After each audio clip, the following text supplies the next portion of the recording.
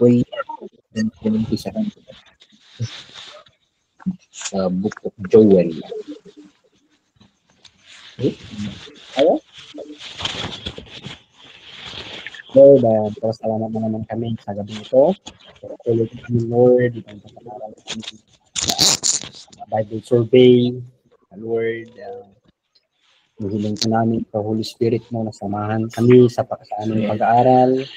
Kung kami, Lord, sa ginawan sa aming mga aaralin. And Lord, bless mo kaming lahat. Yung mga kapatid namin, Lord, na hindi pa naka-online. Yung mga nandito na Panginoon. Lord, salamatan ka namin. We commit, Lord, itong pag-aaral namin. Salamat, Panginoon. Dalangin, pangalan namin kami Jesus. Amen. So, purihin ang Panginoon. Si Kircho kanina na testified about the goodness of God yan sa Hong Kong. Hanggang ngayon, overwhelming processing kung anong nangyari. Nakabuti ng Panginoon. So, itutuloy natin yung class natin. Hindi na tayo nakapag-klase noong Sunday. But, first God nga ngayon, makakapagtuloy tayo and we ilan tayo ito? 2, 4, 6, 7, 8, 9 all. So, itong Book of Joel, sumusunod siya doon sa pinag-aralan natin last time, Hosea. And itong minor prophets, tinukoy natin, pinagsama-sama kasi ni Pastor Bill Scheibler itong minor prophets from Hosea to Micah. He delivered it in isang bagsakan. But susundan pa rin natin yung outline niya regarding sa book na ito. And itong Book of Joel, napamagatan siyang the Book of the Day of the Lord. Hindi ko ako mabubuksan ko yung collection natin ng books.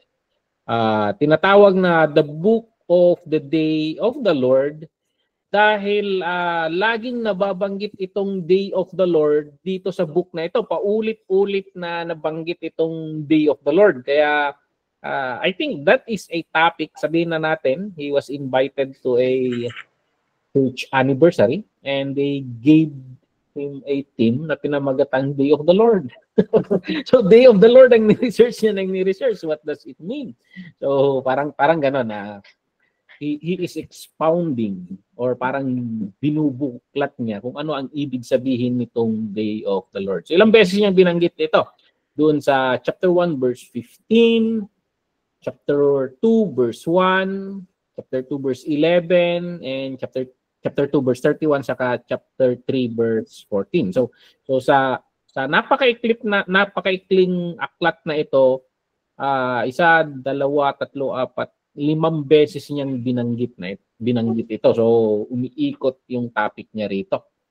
So tumutukoy ito sa pag sinabi natin the Day of the Lord, tumutukoy ito sa special visitation ng Panginoon,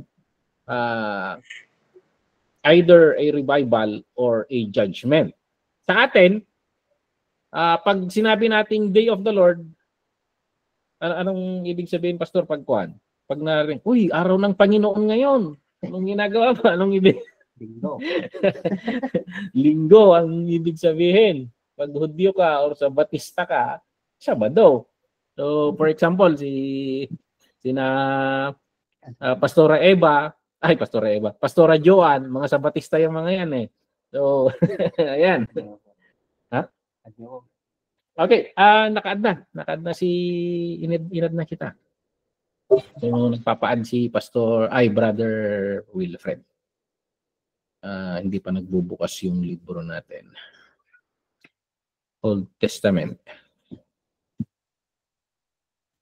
Okay, so pag tinutukoy natin ang Day of the Lord, sa panahon natin ngayon, pagkaraniwan, linggo. But in the context of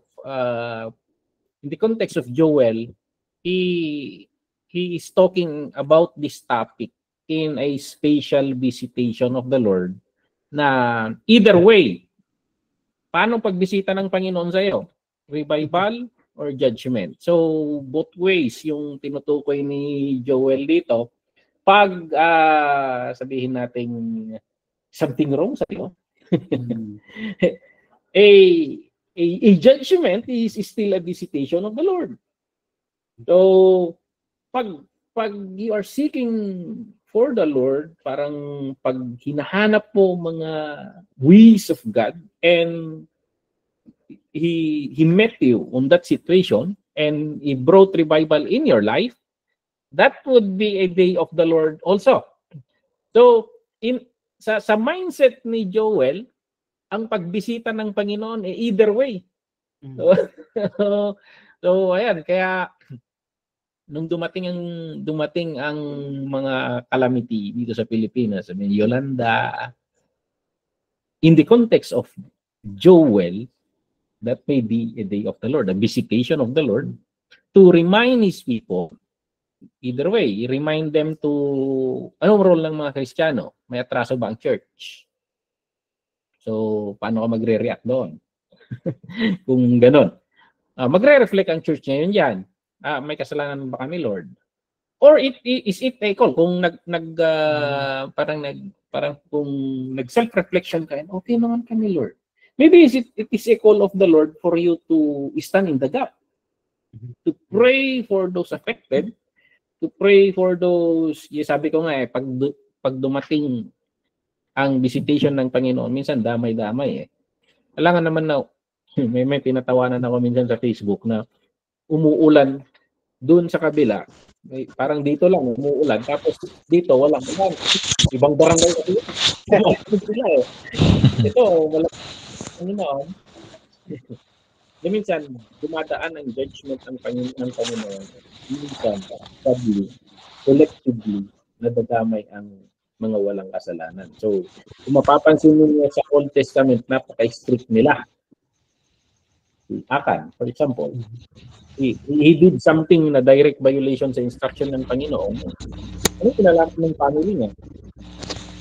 But they judge, including the family. So, nakakalungkot kung parang there's no fairness in it. Pero ang ini-establish ni Joshua doon, kailangang makinig tayo sa mga instructions. Kasi pag may hindi tayo nasunod, damay-damay tayo rito. So, parang yun yung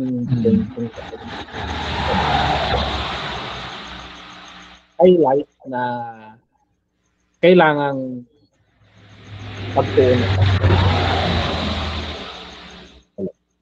natin. Ayan. Nakapasok na ba si Brother Wilfred? I-forward mo nga yung link sa kanya. Inad ko naman. So, yun. Yung expression regarding doon sa itong expression na ito, Day of the Lord, dito sa Book of Joel, may iba't ibang ibig sabihin ito. So, yung pag-outline ni Pastor Bill Scheidler tatlo. The meaning locally, the meaning prophetically, and the meaning ultimately. For example, yung pinaka sum up of everything, sabi. So, sa meaning locally, sinasabi dito na makakaranas itong mga nasasakupan ng Kingdom of Judah or the Southern Kingdom of Israel ng pagbisita ng Panginoon dahil may mga atraso sila. So, God will napapansin niyo yung mga picture sa Facebook minsan na nandiyan na yung nanay tapos may hawak na pamalo. Minsan, naiisip natin na ang Panginoon, napakabait ng Panginoon. Hindi ganoon ang Panginoon. Pero the way we study the Scripture, tingnan natin kung anong kino-communicate ng Scripture. Baka ganun nga yung Panginoon. Hindi nag-fit sa gusto nating pananaw. But dito, si Joel, kino-communicate niya na talagang darating ang Panginoon na may hawak-hawak na pamalo doon sa context nila. Kasi parang ang dami ng pakiusap, sinabihan ng Panginoon. Kung mapapansin nyo, pabalik sa kwento, mula pa sa Deuteronomy, may warning na yan. And then sa Judges, paulit-ulit, paikot-ikot. Ganun lang. paikot-ikot. And then may mga revival, may mga nagmamakaawa sila sa Panginoon, and the Lord bring revival again. And then kung mapapansin nyo, kahit sa Isaiah, nagwa-warning na si Isaiah, napupunuan ng Panginoon, wala pa rin. And then si Jeremiah, nandun rin nagwa-warning, and nasaksihan ni Jeremiah yon. And tuloy-tuloy. Hanggang dito kay Joel, kung pag-aaralan natin itong Book of Joel, parang very comprehensive yung knowledge ni Joel sa mga earlier texts. He reads yung, binabasa niya yung mga libro ng kapwa prophets niya na nauna, and then parang he is making sense out of them. And based on those prophecies, parang he is reinterpreting it in their context. And sinasabi niya na, parating na naman ng Panginoon. So anong gusto niyong pagbisita niya? May hawak-hawak ba na pasalubong o may hawak-hawak na pamalo? So parang ganun sana. So but sa Joel verse 1:15, tingnan nga natin yung Book of Joel. Magbasa-basa tayo. So sa Book of Joel,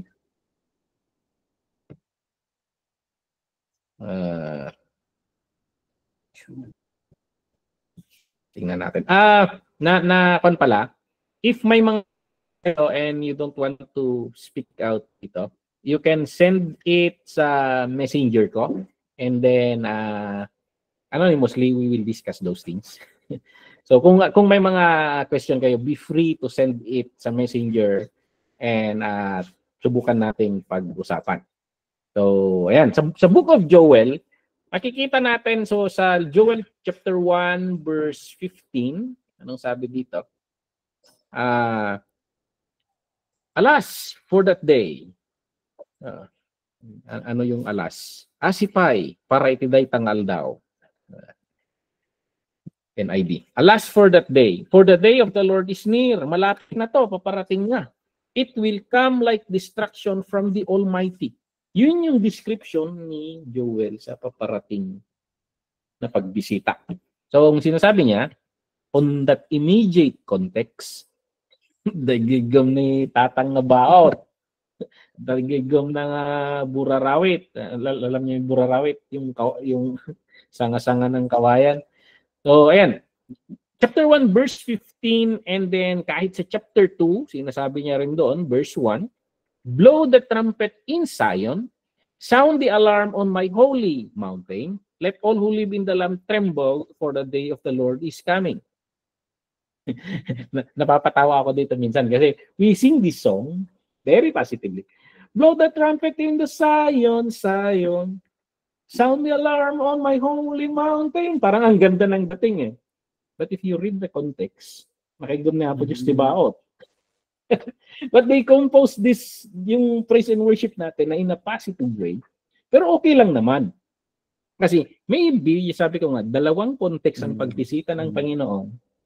Blow the trumpet in the Zion, sound the alarm on the holy mountain. Let all who live in the land tremble, for the day of the Lord is coming. So in that context, tremble kasi yung kan eh. So parang yung punto nito nakakatakot. Nagbigay babala sa mga ano eh. Oo.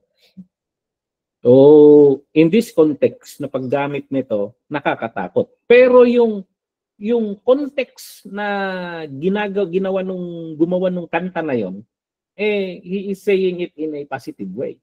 Parang sinasabi niya na parating ang Panginoon na masaya. So in that context, yung nasa mindset nung nag-work out, nag-adapt ng verse na ito para sa kantang yon, okay tayo. So parating ang Panginoon na masaya, salubungin natin, parang ganon. So yun yung mindset niya in composing that song. So locally, but this verse chapter 2 verse 1, yan yung kanya. Kasi kung itutuloy mo ito, napakalapit na. It is close at hand. A day of darkness and gloom, a day of clouds and blackness, like dawn spreading across the mountain, a large and mighty army once, such as never was in the ancient time, nor ever will be in the ages to come. Hindi ko alam kung anong nakikita ni Joel dito, pero sabi ng author natin is locally, kasi puno na ang salop. Yun yung punto eh. Kung darating man ang Panginoon in a negative manner sa mga people niya, I think puno na ang salot. The Lord will, napakabait ng Panginoon. He will send prophets. May magpapasabi sa atin nga, mangungusap sa puso mo, puponsensyahin ka niya, ipo-point out niya yung kasalanan mo, but kung ini-ignore mo nang ini-ignore, yun, at umabot sa dulo ng walang hanggan. Napuno yung, I think, hindi naman first option ng Panginoon lagi yung last option na yun. Parang yung pinag-uusapan natin na mas gugustuhin kong pumasok ka sa kaharian ko na walang paa, walang kamay, or kung basta makapasok ka, kesa yung papasok kang buo sa impyerno. Parang ganun. He will make things na to bring you back. Ganun kabait ng Panginoon kung titingnan natin yung kwan. Sa tagal ng pag-aaral natin ng Old Testament, nakita nyo naman kung gaano katigas ng ulo ng Israel. Hundreds of years, nagbababala ang mga prophet, inuupakan pa nila yung prophet, pinapatay pa. So, parang ganon. So, coming one, verse 11. So, verse 11, the Lord's thunders at the head of his army. His forces are beyond number, and mighty is the army that obeys his command. The day of the Lord is great. It is dreadful. Dreadful. Who can endure it? Ito yung description niya. So locally, sinasabihan niya yung mga mamamayan ng Judah. And then prophetically, either way, may tinatawag nila na double prophecy of double reference, yung sinasabi nila. Good evening, Brother Will. Ayan. O, nawala. So, yung rule of double reference, sabi nila, it is a prophecy towards the direct na kaharap ng prophet. Pero there is a double reference na warning in a bigger context. Parang ganon. Tinutumbok na nung prophecy yung sitwasyon nila ngayon, but the prophet is still talking about a bigger nga coming one. Parang ganon. Di ba? Nangyari na to, pero ganun, parang yung analysis ko parang umiikot-ikot lang ang kwento. Parang hindi tayo natututo at inuulit natin. So dahil yung context natin sumasabay sa context nila, nare-recycle yung scripture na pareho pa rin. Kaya yung sinasabi ko nga, it is a big puzzle sa akin. Itong librong ito, binabasa ba natin o tayo ang binabasa niya? Parang yun yung puzzle ko. Yung binabasa ko nung time ng pandemic, parang it addresses all the situation of pandemic. Pag binabasa ko naman pag may pinagdadaanan akong mga sitwasyon, parang it addresses my situation at the context. I think all the experiences of people in a different time, gano'n. Parang paikot-ikot. There is nothing new under the sun. And this Bible is so mysterious that it addresses every situation. Parang, alam ko na yan. Lumang tugtugin na yan, sabi ng Panginoon. And pag binabasa natin, nakaka-mirror tayo. And it speaks, ini-inspire ng Panginoon and tumutukoy sa puso natin. So prophetically, may parating pa na season of outpouring and visitation sa lahat ng, tingnan natin yung chapter 2, verse 31. May tinutukoy siya na paparating. Tingnan natin yung context nito sa verse 31. So, I think, umpisan ko sa verse 28. Sabi dito, and afterward, I will pour out my spirit on all people. Your sons and daughters will prophesy. Your old men will dream dreams. Your young men will see visions. Even on my servants, both men and women, I will pour out my spirit in those days. I will show wonders in heavens and on earth, blood and fire and billows of smoke. The sun will be turned to darkness and the moon to blood before the coming of the great and dreadful day of the Lord. and everyone who calls in the name of the Lord will be saved. For on Mount Zion and in Jerusalem there will be deliverance, as the Lord has said, even among the survivors whom the Lord calls. Pag titingnan mo itong prophetically, itong pangalawa, kasi una, locally, yung direct na kaharap ni Joel na congregation, negative siya. Parang it's a judgment talaga. Pero he is talking for another day of the Lord. Pero pag binabasa natin, napakaganda. Parang positive yung kanya. So prophetically, this part is not about them. It's about next visitation, pero ibang generation. Parang ganon. And ito yung keynote ni Peter nung bumaba yung Holy Spirit, nung na-inspire si Peter, ito yung keynote niyang verse. Parang kung susumahin, ito na yung sinasabi ni Joel. I will pour out my spirit on all people. Your sons and daughters will prophesy. Your old men will dream dreams. So ito yung ininterpret ni Peter, and he is under the inspiration of God. Ininterpret niya yung situation na nangyayari sa kanila noon, na ito yung sinasabi ni Joel. Okay? So chapter 2 verse 31 yon. So ang ini-emphasize natin dito, may iba't ibang ibig sabihin ang day of the Lord, and I think depende sa kinakausap yan. Kapag pasaway ka, the visitation would be not good. But all things will work together for good, because God will visit you for your own good. Paaalalahanan ka niya sa context ng Israel, kailangan natin gawin ito, anak. Kailangan kang ma-exile. Kailangan kang mahimasmasan. Kailangan natin gawin to. So dinala ng Panginoon ng Israel doon sa Assyria and Babylonia for 70 years para magtanto. Sit down, meditate, parang ganon. It may be negative, but in the long run, God is thinking about the positive. So may mga negative things na makikita natin sa buhay natin, may experience natin. It may be negative, but in the long run, God is thinking for your positive. Kaya minsan, we need to, if we understand the character of God, at na-realize natin na He is disciplining us, magpasalamat tayo, because anak ka nga kinat off on that time na napapariwara ka. Parang binibigyan ka pa ng chance to humihinga ka pa eh. Parang ganun ba?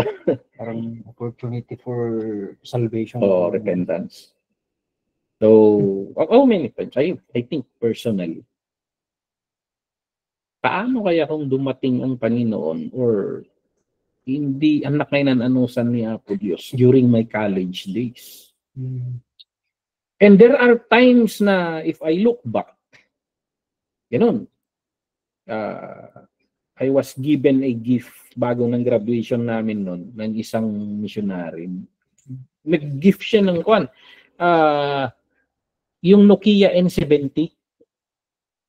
Nokia N70 during that time is the latest na labas ng Nokia during that time. Napakasikat ng Nokia noon. And that is around 20,000 during that time. And na-hold up ako noon. Parang ganun. And it came to my senses na I understood that na banda mong makaigdom ti kakasya nga bambanag, and then it's my graduation gift. Hindi pa ako nagmamarcha, wala na. but parang I took that na you can lose anything. You can lose anything na parang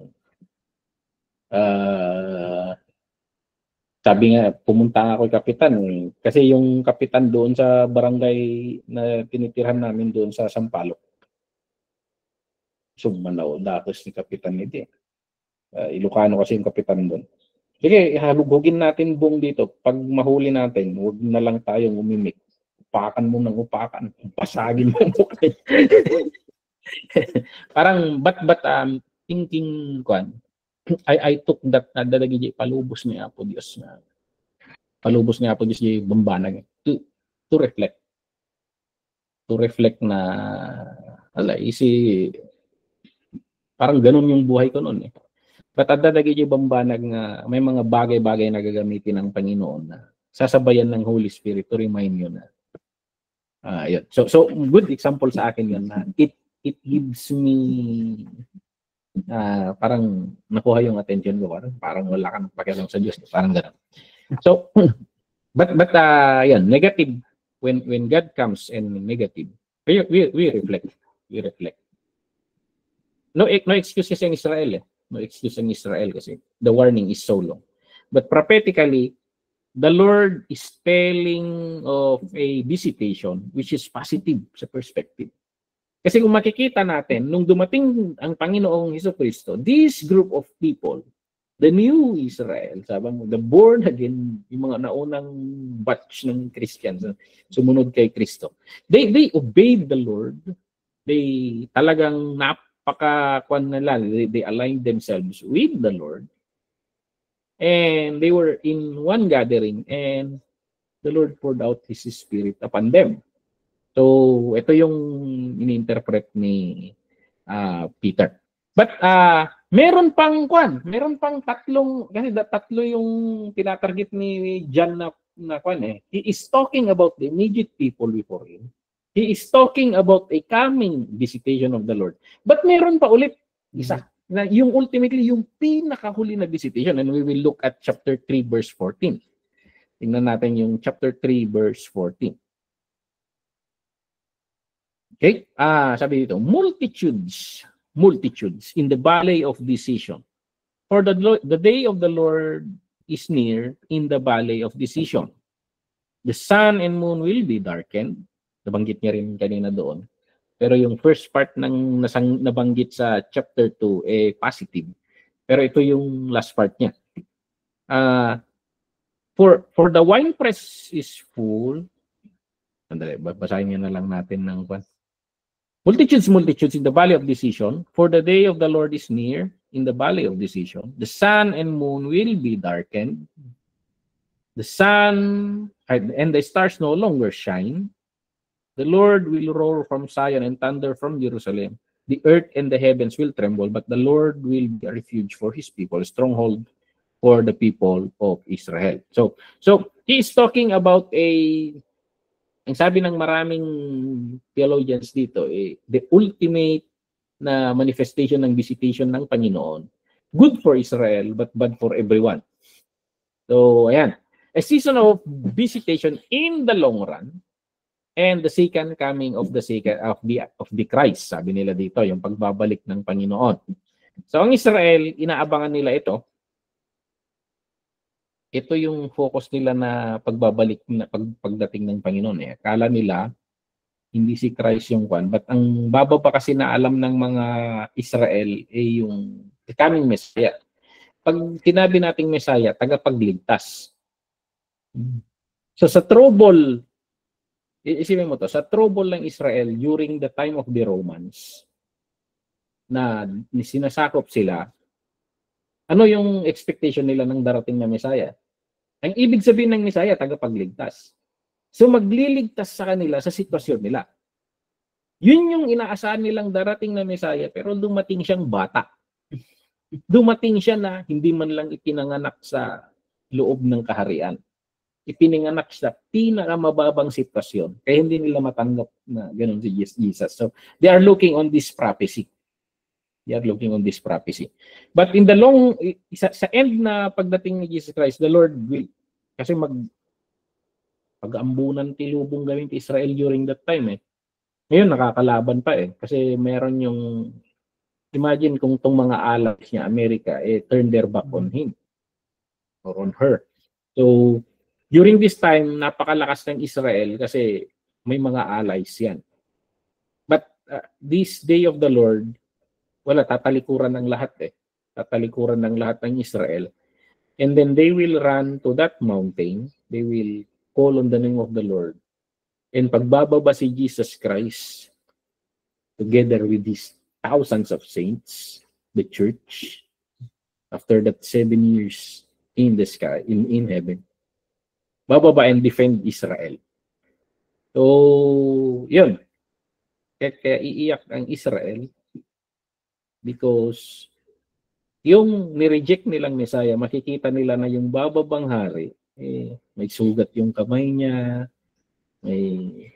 Ewan ko bakit hindi pa gumagaling yung kwan. May makukulit ako mag-isip. Bakit meron pa rin yung sugat ni Jesus Christ that time? Yung makukulit ka mag-isip. May diabetes kayo. Pambihirong. Kasi yung kukulit mo mag-isip. But I think it's a way yung nagsulat to describe na they will see him na the one they rejected will be the one coming to save them. Siya pala. So parang wow, mali. Parang ganun. And then they will cry in repentance. Kasi yung tinakwil nila, yun pala talaga yung Messiah. So yun yung kinukan dito. But the Lord will be a refuge for His people, a stronghold for people. Kasi babalik siya para ipagtanggol sila together with the saints. So yun. Yung kwan, Pastor, yung sinabi mong yung palatandaan, di ba yung siguro si Antichrist kaya magagaya niya rin kaya yung ganon yung merong movie na kwan may movie na create nila noon na ganon yung pinoportray niya na he is trying to imitate everything, even resurrection, mga ganun, they are trying to kwan yung parang mga sugat. He will, kasi he will deceive even the very elect. I'll try to research that movie na ganun. Ang pinakakwan lang talaga yung meron yung ginawa nila doon na parang nabuko yung Antichrist doon na but kasi how can you deceive people? Kasi he will act as if he is the Messiah. He can perform miracles. He has the unholy trinity, the dragon and the prophet. Ibibigay sa kanya ng kadiliman, ng kapangyarihan na signs, wonders, miracles. Doon sa movie na yun, ang ganda ng pagka-portray kasi he can command even yung mga supernatural, ulan ng apoy, mga ganon. So, hanggang sinasabi niya yung mga tao na worship niya. Parang ganon Yun yung, I'll try to find that movie and then isisend ko yung link dito.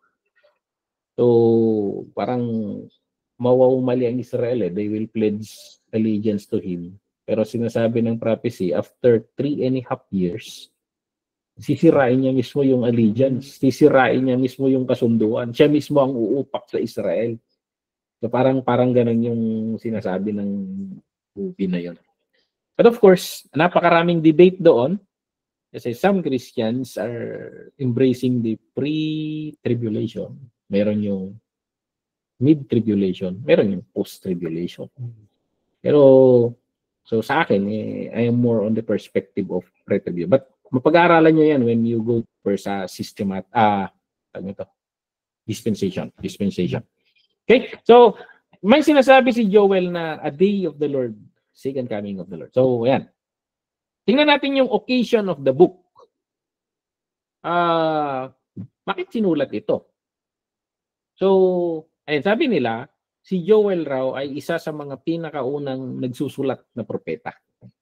So, kukunti ang detalye tungkol sa kanya, pero sinasabi nila, most likely, nabuhay siya or nagminister siya during the kingship of Joash. Itong Joash, ito yung batang hari. So parang dahil siya yung nasa next in line, pinaupo nila, he has no capability of to rule as a king. So meron yung nagro-rule para sa kanya, ginagamit lang siyang symbolic. So ayan, may mga nagga-guide sa kanya, advisor sa kanya, pero ayan, tumalikod rin sa Panginoon nito So nung namatay yung nagga-guide sa kanya, si Jehoiada, na isang pare. Ayun, tumagilid na siya. Parang sinunod na niya yung mga gusto niya. And then, nagpadala na ang Panginoon ng mga prophets kasi pinariwara niya ang nation Dinala niya sa idolatry, mga ganun. Ninilayo niya sa Panginoon. So, nagpadala ang Panginoon ng mga prophets and sadly, maraming prophets ang pinapatay niya. Isa na rito si Zechariah. At sabi nila, kahit si Prophet Joel, pinapatay rin raw nitong si Joash. So, ganun yung situation noon. So, nagwa-warning na ng kwan kasi the king na yung king na ang nagpapariwara sa nation. So, anong nalalaman tungkol dito? Ang documentation, ng daming Joel sa Bible, pero ang mga nabanggit ito lang doon sa chapter 1 verse 1, the son of Pituel, yung of course yung literal name ng literal translation ng pangalan niya, Yahweh is God. So, dahil sa pagsusulat niya, lagi niyang nababanggit ang Zion or the house of the Lord. Sinasabi nila na most likely yung bahay niya malapit-lapit sa Jerusalem. So, influence siya. Parang ang mindset nitong prophet na ito is more on a priest. So, sinasabi nila malapit-lapit yung tirahan niya doon sa Jerusalem na kinaroroonan ng temple. So, yun. Malalim yung kaalaman niya regarding sa priestly ministry. Balik tayo sa chapter 1, dito sa verse 13 and 14. Sinasabi dito, put on sackcloth, you priest, and mourn. Wail, you who minister before the altar. Come, spend the night in sackcloth, you who minister before my God. For the grain offerings and drink offerings are withheld from the house of your God. So, ayan, parang kung babasahin mo, declare a holy fast. Yung system ng kwan, kabisado niya yung the book of the Levites, Leviticus. So, yung system ng fasting, alam niya yan. And ano pa, sa chapter 2, verse 17, mapapansin mo rito yung, he always quote the priest. Let the priest to minister before the Lord weep between the portico and the altar. Yung detalye ng temple. So sinasabi nila, malapit-lapit siguro dito. Kasi yung mga illustrations niya is more on that. For example, yung nung nag-deliver ako ng message sa anniversary, so syempre, pang ilang balik ko na rin sa Hong Kong, nakikita ko yung situation ng church doon. So you can say na medyo maraming alam si Pastor Brian sa takbo ng ministry sa Hong Kong. Kaya na pagko-compare nga yung nangyayari sa Hong Kong sa Pilipinas. So parang ganon. Yun yung sinasabi ng mga scholar na si Joel, marami siyang nalalaman tungkol sa temple at sa mga priest. Most likely dahil malapit-lapit yung tirahan niya doon. So yun yung sinasabi ng mga scholar. So isang information yun na ina-argue ng mga scholar. So, malalim-lalim ang kaalaman niya tungkol sa priestly ministry. Okay? So, ano yung mensahe ng librong ito? Sasamap natin. Napakagandang gawin nating sermon ito. Yung pag-outline ni Pastor Scheidler. The 3 R's of the book of Joel. Gawin niyo ng sermon to. Yung chapter 1 verse 1 hanggang chapter 2 verse 11 is talking about the ruin. Ito yung first R. So, parang he is talking about a pagkasira. Masisira ang Israel. So, desolation, ito yung mga terms na ginagamit, devastation, judgment. Kasi namumuhay ang Judah. Pag sinabing Judah, sinabing land of the Lord, or the promised land, it should be a fruitful land. Yun yung perspective natin pag promised land. Dadaloy ang pulot at gatas. It talks about bountiful harvest, parang ganon. Kasi ito yung pangako niya kung obedient sila. Babalikan mo yung Deuteronomy 28 verse 1 to 6, very literal ang Panginoon. Gawin mo ito and ito ang mangyayari. Balikan natin yan. Kasi ito yun yung promise land na excited silang puntahan at nakita rin ng mga naunang pumunta doon noon, sina Joshua at Caleb. If you fully obey the Lord your God, this is Deuteronomy chapter 28 verse 1, and carefully follow all His commands I give you today, the Lord your God will set you high above all the nations on the earth. All these blessings will come on you and accompany you if you obey the Lord your God. You will be blessed in the city and blessed in the country. So itong city and country, parang pagpapalain ka kung nasa lungsod ka or kahit nasa probinsya ka. Yun yung sinasabi ng Panginoon. The fruit of your womb will be blessed. The crops of your land and the young of your livestock, the calves of your herds and the lambs of your flocks, your basket and your kneading trough will be blessed. You will be blessed when you come in and blessed when you go out. So those are the promises na tinutukoy kung they will obey the Lord. So tatalagang tayo sa 11. The Lord will grant you abundant prosperity in the fruit of your womb, the young of your livestock, and the crop of your grounds in the land He swore to your ancestors to give you. So kung tatalon ka hanggang kahit sa 15 to 21 na binabanggit rin yan. Dito lang, ito naman yung sinabi, pagpasaway sila. However, nupay kasta, if you do not obey the Lord your God and do not carefully follow all His commands and decrees I am giving you today, all these curses will come on you and overtake you. You will be cursed in the city and cursed in the country. So, huwag naman sana. Pumunta ka dyan para makipagsalaran tapos sumpa ulit. So parang ganun sana yung pinupuntan. For example, si Hana. Hana yun, di ba? Ay, hindi. Si yung Mara yung tawag nyo sa akin. Mara Clara. Yung mother-in-law ni Ruth. Kasi pumunta sila sa Moab para makipagsalaran. Pero kahit doon, sinundan ng malas. Naomi yun ata yun. You will be cursed in the city and cursed in the country. Your basket and your kneading trough will be cursed. The fruit of your womb will be cursed, and the crops of your land, and the calves of your herds, and the lambs of your flocks. You will be cursed when you come in and cursed when you go out. So, grabe naman ito. Hirap ito. Hanggang sa 21. The Lord will send curses, confusion, rebuke. Parang pagkalito, pagka-scam, parang ganun kung dito confusions, rebuke, everything you put your hand to. Parang nagmamalas. So this is the context in the covenant of God sa Old Testament.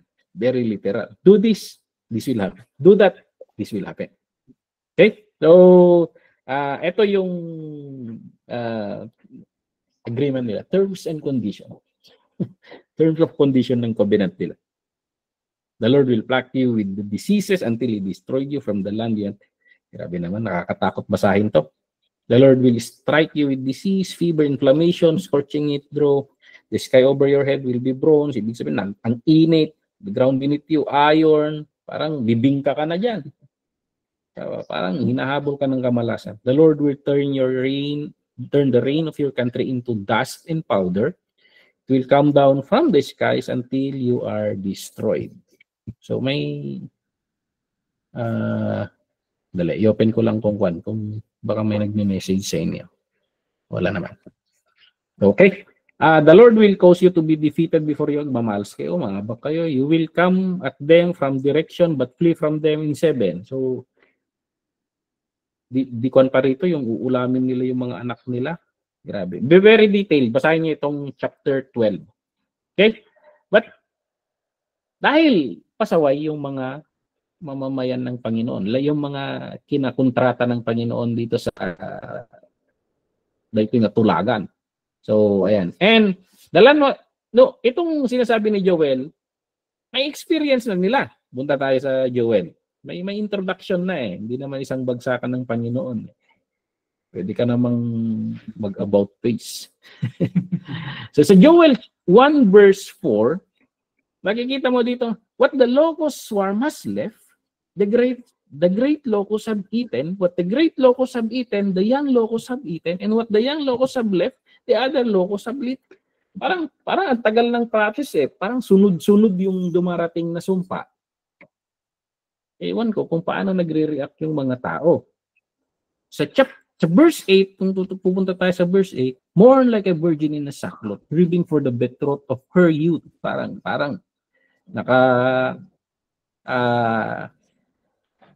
dungdung awan na dayay fiancé na. Parang ganon.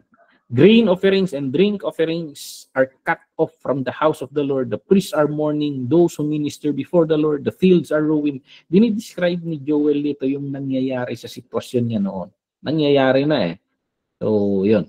So, parang ang point, bumisita na ang Panginoon sa Juda sa pamamagitan ng mga, kung na ito, tipaklong. So, ayan. And 4 stages yan. So, parang kung tinapay sana, ito sana yung tinapay, 4 na piraso to. May nagnakaw yung isa, uy, may 3 pa. May sumunod na magnanakaw, kinuha rin yung isa. Hanggang sa wala kang nakain, parang ganun sana eh. Yung parang grabe yung successive stages na talagang bagsak ang ekonomiya. At ginamit ng Diyos itong sumpa na ito para i-describe yung paparating pa. Kung hindi magre-repent ang Juda. Nakakalungkot, dumating eh. Ibig sabihin, hindi sila nag-repent. That is how worse yung situation nila. Na parang kung si Paraon sana, tumigas na talaga yung puso niya. So parang ganun. So ruin yung tinutukoy ng Joel chapter 1 hanggang chapter 2 verse 11. Now, yung second point ng the book of Joel is repentance. Sa chapter 2 verse 12 to 17. So punta tayo doon. Repentance, chapter 12 verse chapter 2 verse 12. Sabi, even now, declares the Lord, return to me with all your heart, with fasting and weeping and mourning. Pambihira. Ang Panginoon pa ang nagmamakaawa para bumalik ang mga tao. Declares the Lord, return to me with all your heart, with fasting and weeping and mourning. Rend your heart and not your garments. Ang punitin ninyo, yung puso ninyo, wag yung mga damit ninyo. Bumalik kayo sa Panginoon na Diyos ninyo dahil maawain siya, nahahabag siya. He is gracious and compassionate. He is slow to anger and abounding in love. Ito yung nature ng Panginoon. Kung lumabas yung galit niya, grabe ka na. Parang ganun. And He relents from sending calamity. So, nagpipigil yan. Ayaw niyang magpadala ng kalamidad. Sabi nga ni Joel dito sa verse 14, who knows, he may turn and relent and leave behind a blessing. So, grain offerings and drink offerings for the Lord your God. So, ayan, yan yung sinasabi ng pangalawa. Ang tuloy-tuloy natin hanggang 17. Blow the trumpet in Zion, declare a holy fast, call a sacred assembly. Sinasabi niya yung instruction na gagawin nila. Gather the people, consecrate the assembly, bring together the elders, gather the children, those nursing at the breast, yung mga babies, mga ganon. Kahit sila, isama ninyo. Let the bridegroom leave his room and the bride her chamber. Tama na muna yung honeymoon na yan. Magtuon kayo rito. Parang yun yung sinasabi niya. Let the priest who minister before the Lord weep between the portico and the altar. Let them say, spare your people, Lord. Do not make your inheritance an object of scorn. So yan yung sinasabi niya. He is calling for repentance. Kasi ang Diyos, ayaw niya rin. So He is sending a prophet na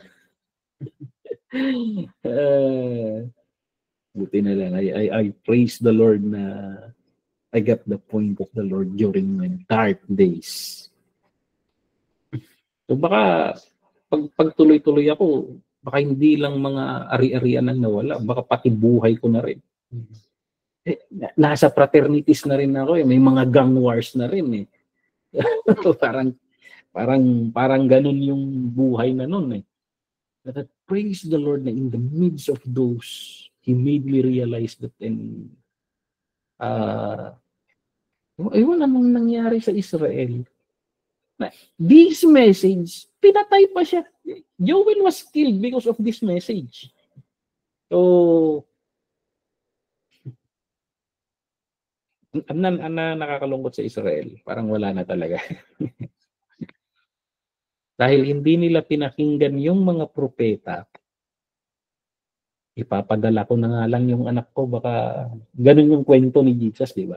Ipapadala ko na nga lang yung anak ko, baka sakaling igalang nila. Inupakan rin nila.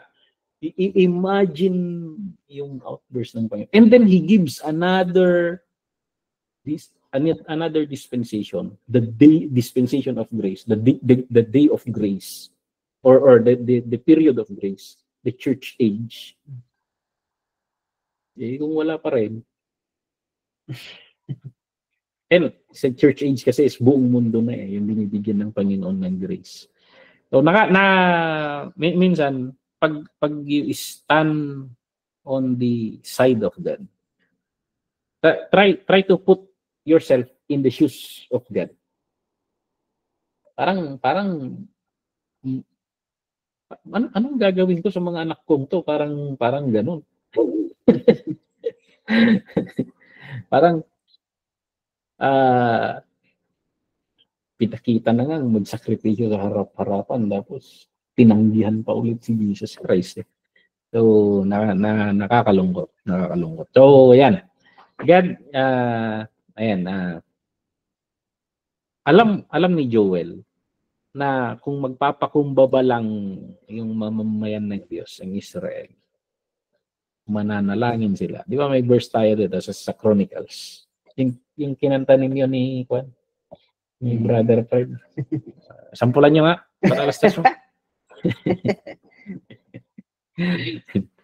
Aklat ng Kronika. So, 6. So, if the people will humble themselves, God will heal and restore the land. Yun yung kung magpapakumbaba lang. So yan, nagtatawag si Joel, chapter 1 verse 5. Makikita mo dito chapter 1 verse 5. Wake up, you drunkards, and weep. Wail, all you drinkers of wine. Wail because of the new wine, for it has been snatched from your lips. So parang he is calling for repentance. Ano pa? Verse 8. Talong tayo sa verse 8. Born like a virgin in a sackcloth, grieving for the betrothed, calling for repentance, pa rin yung ginagawa ni Joel dito. Verse 11. The fields are ruined, the ground has dry up, the grain. Parang, agmamalas ka nga ro din, di ka palagpakumbaba ti Apo. Parang ganun eh. Sometimes yung mga kamalasan natin sa buhay, maybe it's a call of God. Wag nating hintayin sana na umabot sa there is no point of restoration. But God is calling us. God is calling us. At yung sumunod na message niya, bukod dito, dahil mag-11 na.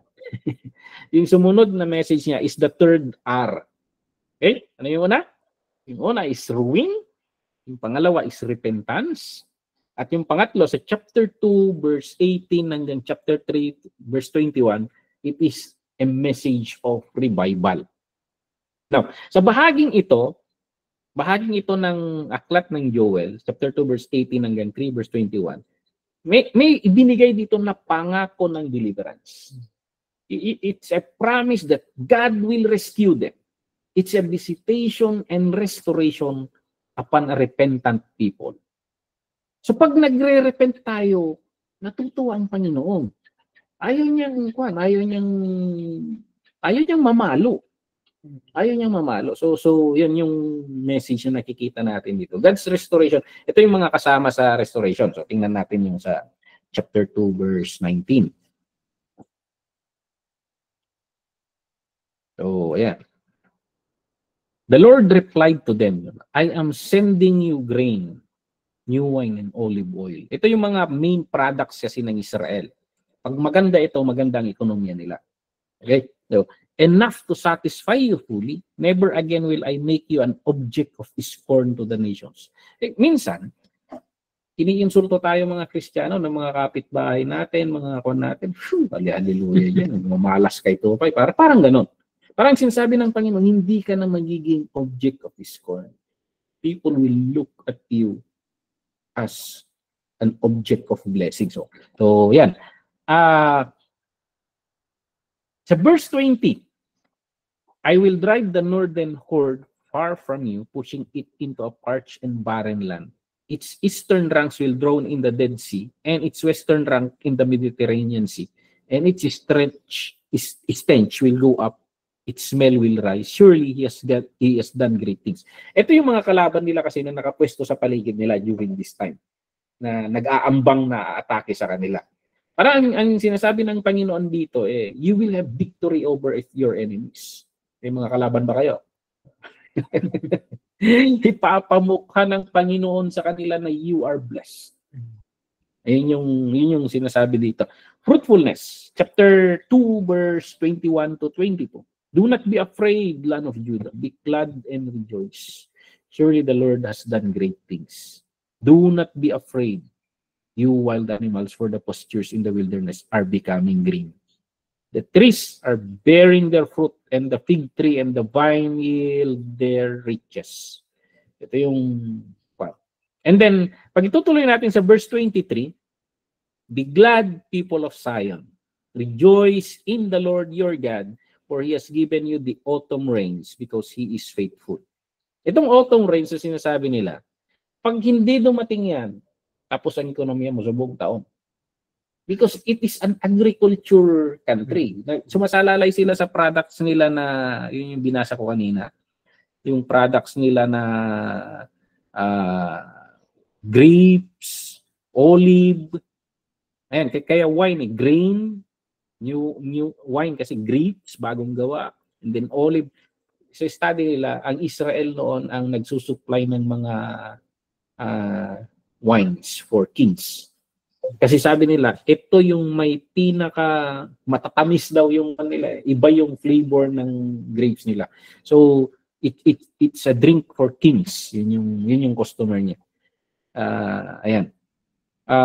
And then hindi lang yun. Ipinapangako niya babalik yung ulan. So ibig sabihin magkakaroon kayo ng new beginning. Yun na Pastor Peter nakakalungkot yung kwan umulan. Tapos nagtanim sila ng mais tapos hindi na nasundan. Sunog yung kwan, sunog yung binhi mo. So, yun. And then sa chapter 2 verse 24 to 27, kung itutuloy nating babasahin, the prophet described these things. 24, the threshing floors will be filled with grain and vats will overflow with new wine and oil. So pinapakita niya dito yung magandangan. I will repay you for the years the locusts have eaten. Ano yung sinasabi dito? Pag nag-repent sila, kahit ngayong nawala mo, kahit lahat ng nasira, ang sinasabi ng Panginoon kung magre-repent lang ang mga tao niya, they will just align themselves to Him. I will repay you for the years the locusts have eaten. Ibabalik niya yun. The great locust and the young locust, the other locust and the locust swarm. Yung apat na level na nanira. Ilang level ang pagkatalbog mo sa buhay. Ang sinasabi ng Panginoon is, He will give you a 180 degrees. Parang about face in sa buhay. My great army that I sent among you, you will have plenty to eat until you are full. And you will praise the name of the Lord your God, who has worked wonders for you. Never again will my people be shamed. So, ayan. And pagtutuloy natin sa 27, then you will know that I am in Israel, that I am the Lord your God, and that there is no other. Never again will my people be shamed. Kung itutuloy natin sa verse 28, ito yung one. I will pour out my spirit on all flesh. Your sons and daughters will prophesy. It even to future. Ito yung kinakanta natin na naiiyak ako rito dahil lang nagsika ng yes sa Panginoon. And yung kinakanta natin, the blessing. And your children. And their children. And their children. Yun yung sinasabi ng Panginoon na dadaloy hanggang doon. Kung yung kwento sana ni Aaron, yung langis na ibubuhos ng Panginoon sa ulo, dadaloy hanggang sa laylayan ng kanyang that's how the prophets describe yung pinapangako ng Panginoon. Okay? Dreams, experiences in the Spirit never experienced before. So, a pouring of the Spirit. and we pray for this. For mere rain, we are praying for the latter rain. So parang ganun. Great Harvest, chapter 3, verse 13 to 14. Okay? And the main message of the book is about grace and mercy. Grabe naman ang Biblia. Pag nagbabasa kayo ng Biblia, grabe naman ang bagsik ng Panginoon. Sabi ko nga, pag nagkikwento tayo, nag-i-storytell tayo, hindi ma-emphasize yung good news pag hindi mo alam yung bad news. Yung sabi ko nga lahat naman tayo patungo na sa impyerno . Parang lahat tayo damned to go to hell. The Lord is giving us a detour. Na He is giving us a chance to. So parang no one can, parang walang ibang makakapagyabang because it's purely grace of God. So, ang message nito, dinidescribe niya yung bad things. Nangyayari na nga sa iyo sa inyo nangyayari na sa atin, sabi ni Joel. Pero kung mag-repent lang sana tayo, ayaw rin ng Panginoon nito masakit rin sa Panginoon nito. But He is waiting for us to repent so that grace and mercy will come. So yan yung gusto ng Panginoon na response ng mga anak niya. Yung ma-realize nila yung grabing kasamaan natin. Yung grabing pagsaway natin sa Panginoon. Pero He is waiting for us to repent para maibuhos niya yung matitinding pagpapala niya sa atin. Hindi lang sa akin the greatest blessing of God, the joy in the heart. So, yung kita mo naman, kung pagkain, limitado naman tayo. Lahat naman ng ino-order natin, halos hindi natin maubos. Kinorderan ba naman ako ng ganyan sa Hong Kong? Paano ko maubos yun? But, yun. Kita mo naman yung 2 maletang kape. Paano mo kakapihin yun? So, ipapamigay mo rin lang. But yung heart, ito siguro na-experience ni Brother Will the joy that plays in the heart of God na so much na kailangan mag-overflow yung mata mo. Kailangan mag-overflow yung bibig mo ng mga papuri sa Panginoon. Kailangan mag-overflow yung kamay mo ng mga paggawa ng kabutihan para sa Panginoon. Kasi yung it comes from within yung blessing. Kasi ang hinahabol ng Kristiyano, mga blessing sa labas ayan. Pag punong-puno ng kasiyahan yung puso mo, kahit yung tuyo, lalaban yan sa isang bandihado.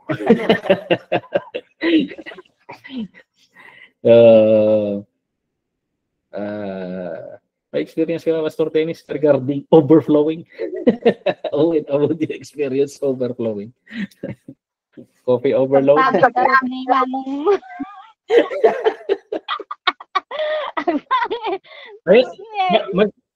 Mag-testimony nga yung my birthday. Ay, yun lang. Ayun pala. Mag-testimony nga yung my birthday sa kabutihan ng Panginoon. Sabay patay nung mic Si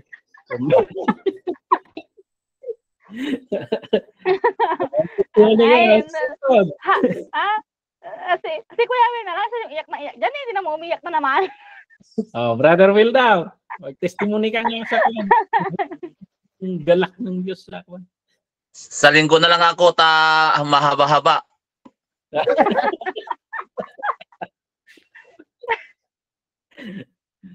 Ayan, the message of the book of Joel. I think, ito reflection ko. Bad things in life. Of course, they are bad things. But maybe we look at it na maybe this is a top of God na kwan. Uy, baka kwan, ayusin. Ayoko yan. Ayoko rin lang yan. So, kailangan kong ipahintulot ito, anak, para dumalo yung kwan. Ito yung reflection ko. Yung binasa natin ng Deuteronomy, obey. Sabi. Maililink ko, parang konektado doon. Bakit bago aalis si Jesus Christ, isasabihin niya, teach them to obey everything I have commanded you. Kasi kung mag-a-align lang ang mga Kristiyano at nag-o-obey tayo sa leading ng Holy Spirit sa buhay natin. Kasi yung batas ng Panginoon nasa puso natin. At nag-o-obey tayo sa guidance ng Holy Spirit. Yung blessing na yan, natural na mangyayari. Kasi sa Deuteronomy, hindi mo kailangang hingin. Mag-obey ka lang sa sinasabi niya at dadaloy yun. At yun yung pagkaunawa ko dito na kaya I always pray na linaw-linawin mo naman, Lord, yung mga instruction mo para madali akong makapag-obey. Always, of course, with honor. But yun yung prayer ko na, Lord, bigyan mo naman ako ng capability na malinaw-linaw na nauunawaan ko yung mga gusto mo. Para, I really want to obey, Lord. Not because of the blessing. But the quality of life ng dinadaluyan ka ng pagpapala ng Panginoon. Yung saya ng puso. Ngayon, limitado na rin tayo sa matatamis.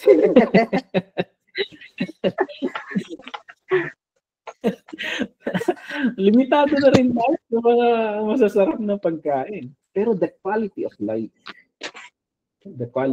yun yung kwento na yung masayang, yung talagang nakakanta mo yung ang buhay ng Kristiyano ay masayang tunay. Na hindi lang siya kanta because masaya talaga. So yun yung dinidesire ko sa Panginoon. Lord, pag nandun ako sa level na yun, natatakot ako na sana ganito lagi, Lord. Nakakatakot yung Nakakatakot yung at minsan I made a message regarding plateau. Pero may mga plateau, but the Lord brings those plateau because He wants us to go to higher levels. Higher levels. Kaya gusto niyang may pagpapala pa. Nabutin natin yung higher levels of pagpapala. So that encapsulates yung message ng Joel. So tandaan natin yung tatlong R. A message, a warning about ruin, a call for repentance, and a promise of revival. So yan yung content ng aklat na ito na napakaganda. Kasi minsan sa akin, hindi natin ina-analyze to Ang alam lang natin regarding Book of Joel, yung pagbaba ng Holy Spirit sa Book of Acts. And gusto lang natin mag-speak in tongues. Pambir. We always talk about speaking in tongues. Buti nga si Brother Will Isabi dito, yung certain ni Brother Will. Kasi sabi dito, afterwards, I will pour out my spirit on all people. Your sons and daughters will prophesy. Your old men will dream dreams. Your young men will see visions. Ayos, very young pa si Brother Will. Nakakita ng vision nung Sunday. I-share mo nga, Brother Will, yung vision mo na nakita mo. Yung nakita mo sa church. Altar call ni Kasi nung nag-altar call si Pastora, so parang ayaw kong pumunta. Then habang tumatagal yun, parang nagsasalita si Pastora, parang nakonvict ako na kasi 'di ba yung napag-usapan natin yung nag-confess ako sa inyo sa Diyos. Then yun, punta ako doon. So parang talagang gusto kong isuko sa lahat sa Panginoon. Yun, nag-kneel down ako, nag-kneel na ako na lumuhod. Yan, habang nagdarasal na pinagpipray ni Pastora, yun parang nararamdaman ko talaga yung ni Lord. Tapos yun nga yung nakita ko na yung dalawang paa na puti, doon na ako talaga humagulgol at talagang yung noo ko talagang pinakan ko na sa floor. Ayun, nagulgol na ako kasi nakita ko na yung liwanag na paa, puting-puti. So, yun, hanggang yun sa kwan. So praise God for that na meron rin nag-testify sa church noon na first time niyang pumunta sa church. Kasi yung asawa niyang nag-church. First time niyang pumunta. Tapos nakita niya raw yung church. May napakalaking layon. Tapos kulay puti yung layon. Tapos ang amo raw ng itsura ng layon. Parang gusto niyang magtago, ganun yung pakiramdam niya. Kaya kung napapansin niyo, Pastor, parang gumaganon siya sa upuan. Parang gusto niyang tinatakasan yung layon na yun. Pero parang kung papasok ako, magtatago ako, parang nandun lagi. So, of course, pag i-interpret natin yun, Jesus is called the Lion of Judah. So he has a vision na may mga meanings yan. Pero ibig sabihin, he's encountered the Lord. So parang si Brother Will, yung the closest thing na interpretation ko dun is you've seen the feet of the Lord Jesus. He is inviting you to follow me. Follow my footsteps. And he will bring you to righteousness. When we talk about white, kasi it talks about righteousness, he will bring you to righteousness, to the things of God. And yun yung pan ko na, because you decided to follow Jesus. So parang ganun, sinuko mo lahat. At praise God for that. May all people will have the chance to see the paths of the Lord at makasunod lahat. So, ayan. And may, Brother Will, may one day, just like Paul, masasabi mo yung follow me as I follow Christ. Kasi si Paul sumusunod rin lang sa yapak na yun. And yun yung call sa ating lahat. Yun yung call sa ating lahat. So ayan. So, Brother Will kasi, dami niyang kwento, daming kamalasan sa buhay. Ruin. Na-highlight ka na dito. Nandun ka sa stage ng ruin. But praise God, you are in the stage of repentance. At pag titingnan natin ng pattern na ito, a revival is coming, and I think it is starting with you. Starting with you. So, tuloy-tuloy tayo. Itong mga promises na sumusunod dito, the corn, the wine, the oil, the victory, it speaks of about the goodness of God in our life. Sumusunod yan. And He is always faithful with His words. At kaya ngayong sinasabi natin na that is not only for us. That is not only for Brother Will. That is the invitation for all people. So pray that we as individuals can guide other people, and we collectively as a church will be able to cater people to lead towards that Lord, the footprint na sinusundan. And ayan. So we don't need yung day of the Lord sana natin, a day of the Lord na masaya. Hindi a day of the Lord na nakakatakot. Because ayaw rin ng Panginoon. So that is the message of the book of Joel. So may mga tanong tayo or testimony or sharing. Thank you, Brother Will, at na-highlight ka na. Matanong ako, Pastor. Okay. Kailan titigil? Ha? Kailan titigil sa Kuya Will? Ano na? Kailan titigil si Kuya Will na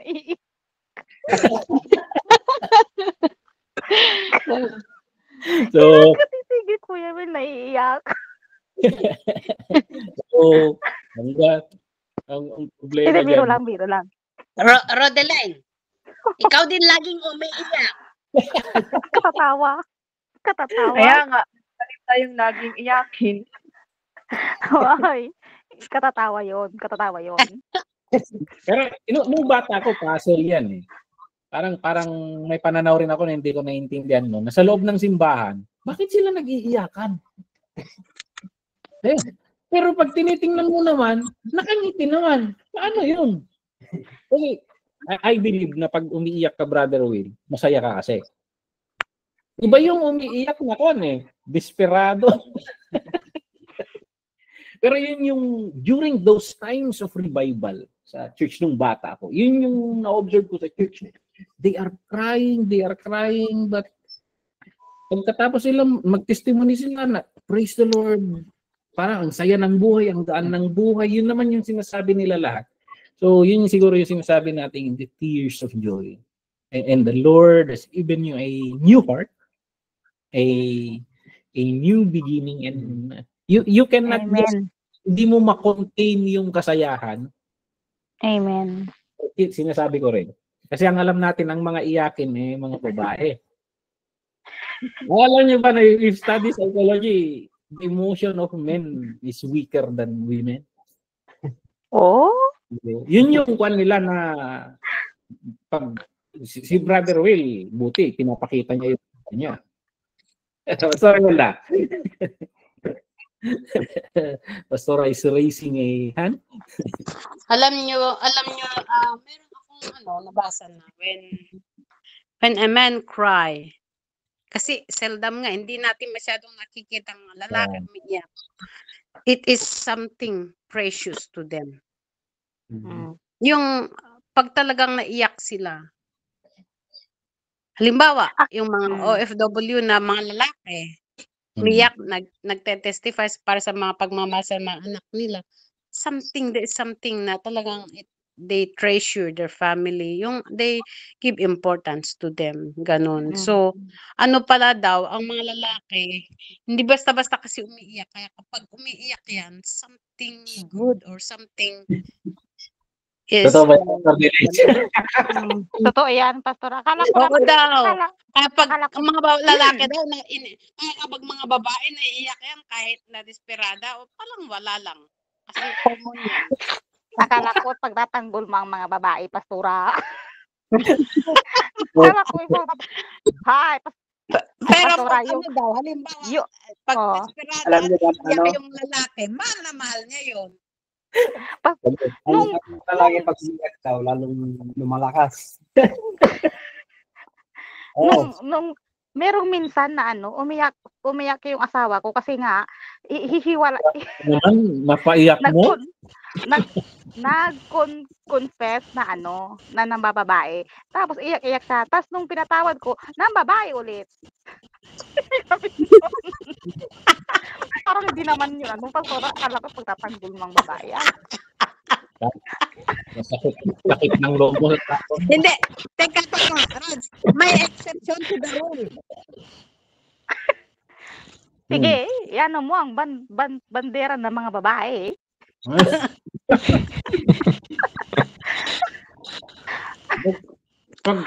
Sabi nila, pag lalaki, pag nag-breakdown, hindi kanya, marami akong barkada, ang titibay nila. Ilang shot lang, Brother Will, nag-iiyakan na. Ano ba yan? Hindi ko alam, Brother Will. Pumupunta ka sa alak, dahil sa alak na ilalabas mo lahat yung emosyon. Kasi ang Panginoon, binigyan ka ng bagong alak. Oo, Yan, tama yun. ka ng iyak. Nilalasing ka ng Panginoon ng ibang alak. Pagka na Kasi ako, naiya naman akong umiyak lalo sa maraming tao, kagaya kanina, naglalakad ako. Hindi ko mapigilan yung mga tao na nakikita ko, pero hindi ko mapigilan kasi kaya tinawagan ko si Pastora. Ayun nga, yung parang sinasabi ng Panginoon na ako na ang mag-approach dun sa mga yung kasi yung bilan ng kapatid ko, matagal po silang hindi kinakausap kasi ang dami ng sila sa akin, ang daming mga chismis sa akin, mga salita ganyan kasi magmula kasi namatay yung anak nila, kahit buhay pa, ako na talagang sumusuporta sa mga anak niya. Ngayon nung namatay yung anak nila, yun, ganyan, ang daming mga kwento-kwento na ako lang naman ang bubuhay sa mga apo niya, sa mga anak ng anak niya. Ako lahat bubuhay, kaya yun, parang huwag kayong pupunta doon, sabi ko, pati yung mangkin ko na nasa kanila, ayun, hindi ko na rin kinakuusap kasi naging bastos. Ayun, ilang taon na rin. Kaya nga, yung kanina, yung parang yun ang gustong ipagawa ni Lord na ako na lang ang magpakumbaba, mag-approach sa kanila. Tapos sa asawa ko, nitry ko na kanina na i-reach out, pero hindi, wala daw silang load. Siguro baka bukas sa tawagan ko sila. Yun, ako yung humingi ng tawad sa kanila na makipag-usap ko siguro bukas. Napakahirap niyan, bro. But nagagawa mo na and then praise God for that, yung pag-lead ng Panginoon sa iyo. Kasi bigay yung ito, napansin ka nung na-experience ako ng ganyan. Parang mas nagiging clearer yung napaka-sensitive mo sa sa mga instructions ng Holy Spirit ng buwan. Nakita ko yung position niya and really look you. Ibang Wilfred to. Ibang Wilfred to. And then our prayers is always with you.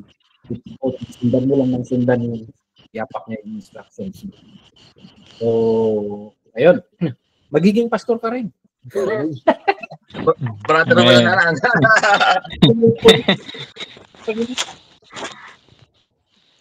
Paano kung magiging hindi? Parang gano'n. Pero napakaganda. Kasi, sa akin, nabanggit ko, nag-usap kami ni Pastor Davis.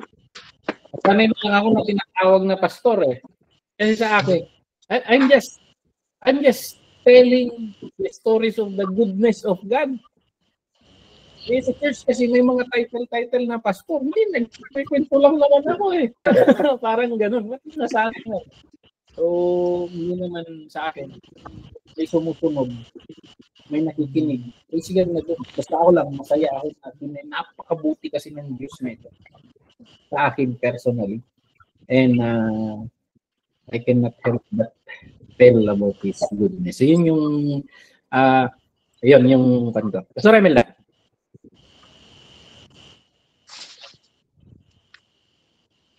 May tanong ako, Pastor, yung kanina, yung si Jesus nung namatay siya tapos nagpakita, 'di ba, na may butas yung kamay niya? Bakit nga ba nagpakita siya na may butas pa ang kamay niya, 'di ba? Dapat wala na 'yun dapat, 'di ba? Bakit kaya nagpakita pa rin siya na may butas? Anong ibig sabihin? Parang may mensahe doon eh. Oh, parang ang point niyan.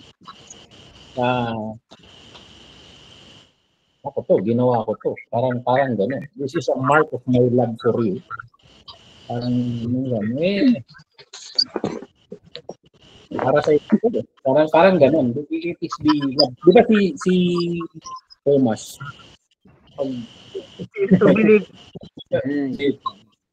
Makita, parang gano'n. Eh, hinawakan ni Thomas yun eh. Hindi yun my Lord and my God. Sabi niya. Yun yung mensahe. Na even sa Book of Revelation, describe yun eh. Yung pagbabago. Yung damit ni Jesus eh, kasi kita yung kahit yung sugat dito sa tagiliran niya. So, hindi ko alam kung nakabala pa siya. Yung sugat niya eh. So, parang ganun or hindi, ito yung description ni John, makikita yun. So, ito yung note of John doon.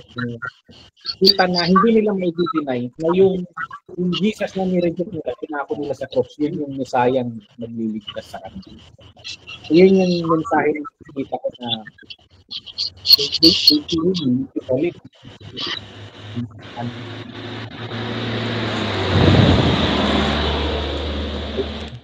this is the Jews today. They don't practice that.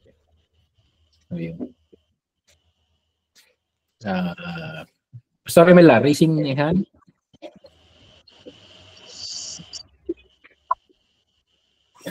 Or open. Okay. I hope maganda ng discussion natin ngayon. Purihin ng Panginoon.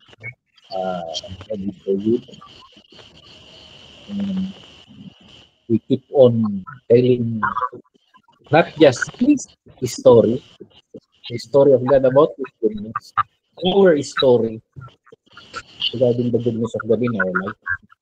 Yan yung sinasabi natin, pinatutuhanan ng hindi lang namin nababasa kasi na-experience namin. And that is the powerful message. Totoo yan. I know what I'm talking about. I encountered this with He so good. So, yeah. And huwag na natin ulitin yung mali ng Israel. Today is the day of salvation. So yan, hinihiling ko nga kay Mother Imelda, close us in prayer. Ora. Sige, kararaktay garod, kakabsa. Hallelujah, hallelujah. Ora ba siya?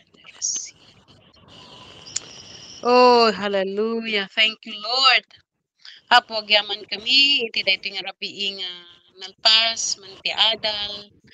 In the book of Joel, oh God, we have seen how gracious you are. We have seen how much you care your people. Kat agyaman kami, Apo Dios, ta dinuktam iti matami, Apo, kadagitoy nga banbanag, kat yaman kami, Apo Dios, kasta gapukin ni Apo Jesus.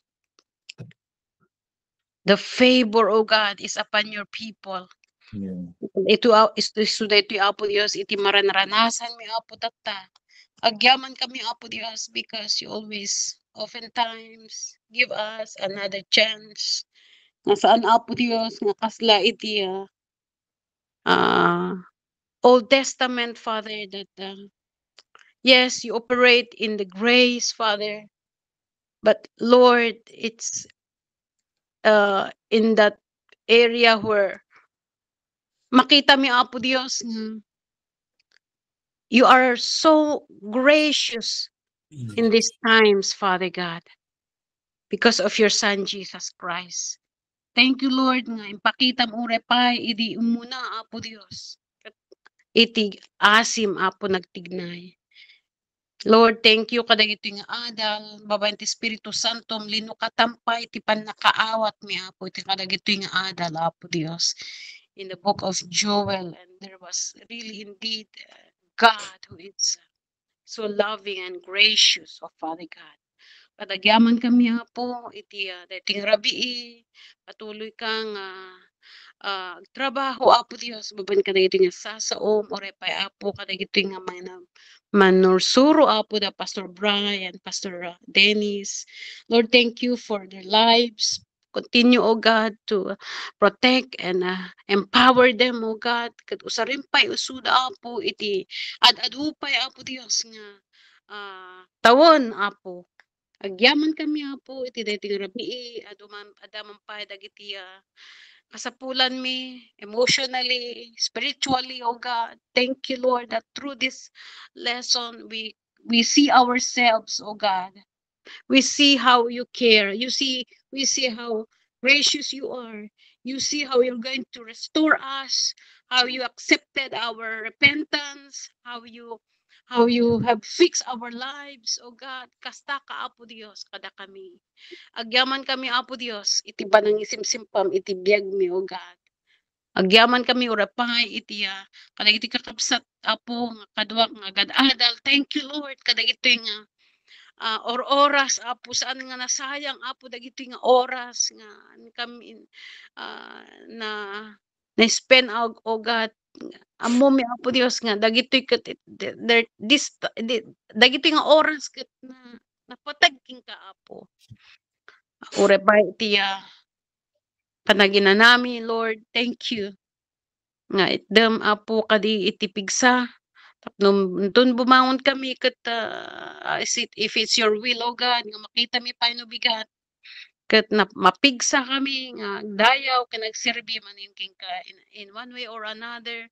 Kadagiti employers mi, O God. Kadagiti ministry, O God. Thank you, Lord. Thank you, Father. Thank you, O God. Word is not more than enough to say thank you. But we just want to just say, oh God, thank you, thank you. Lord, we thank you. This is all our prayer in Jesus' name. Amen. Amen. Amen. Happy birthday! Ay! Salamat. Happy birthday! Sino pa yung mga birthday celebrant? Ay, nakalimutan ni Pastora.